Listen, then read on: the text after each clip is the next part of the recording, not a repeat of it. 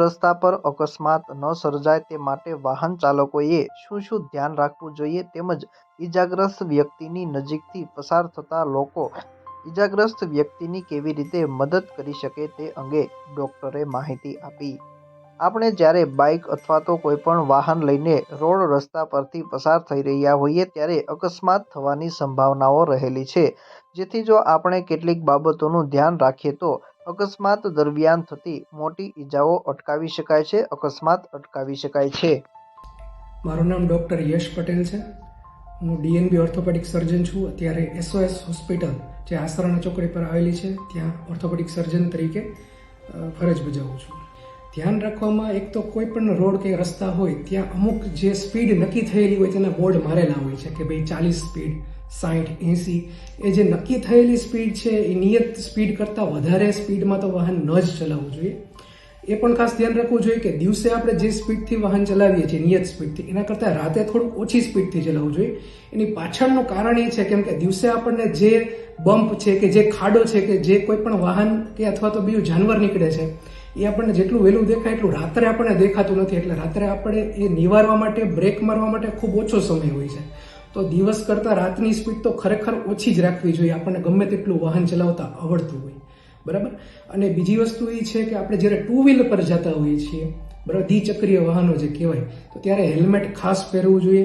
Helmet ન પહેરીએ, બરાબર, તો આપણને માથાના ભાગે ઈજા થાય છે, અને માથાના ભાગે જે ઈજા થતી હોય ઘણી વખત ત્યાં ને ત્યાં જીવલેણ બની જતી હોય છે। ઘણી વખત હોસ્પિટલમાં પહોંચવાનો પણ ટાઈમ નથી રહેતો અને ઘણી વખત હોસ્પિટલમાં સારવાર થાય અને એનું ઓપરેશન થાય, ઓપરેશન ન થાય છતાં પણ દર્દીનું મૃત્યુ નિપજતું હોય છે। એટલે ખાસ હેલ્મેટ પહેરવું જોઈએ જે લોકો 2 વ્હીલરમાં જાય છે એ લોકોએ।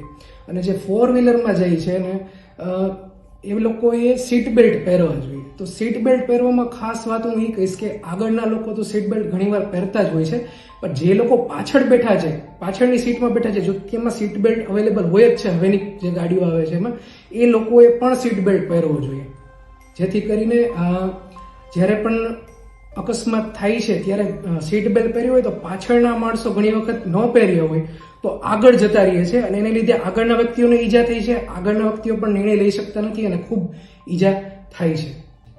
હેલ્મેટ ના પહેર્યું હોય તો નાના અથવા તો મોટી કોઈ પણ ઈજા થઈ શકે। ઘણી વખત સામાન્ય પડ્યા હોય તો એટલું બધું ન લાગતું હોય, બરાબર।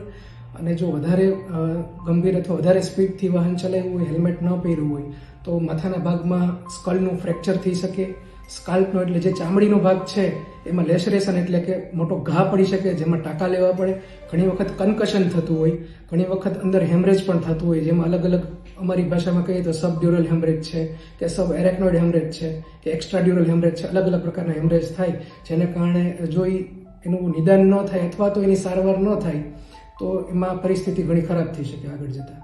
પહેલાં તો હું એવું કહીશ કે ફર્સ્ટ એડ કિટ સાથે તો રાખવી જોઈએ, પણ એક્સિડન્ટ ન જ થાય એના અમે આપણે જે તમામ પ્રયત્નો ડિસ્કસ કર્યા એ જ કરવા જોઈએ કે ન થાય, કેમ કે prevention is better than cure એવું આપણે કહીએ છીએ, બરાબર।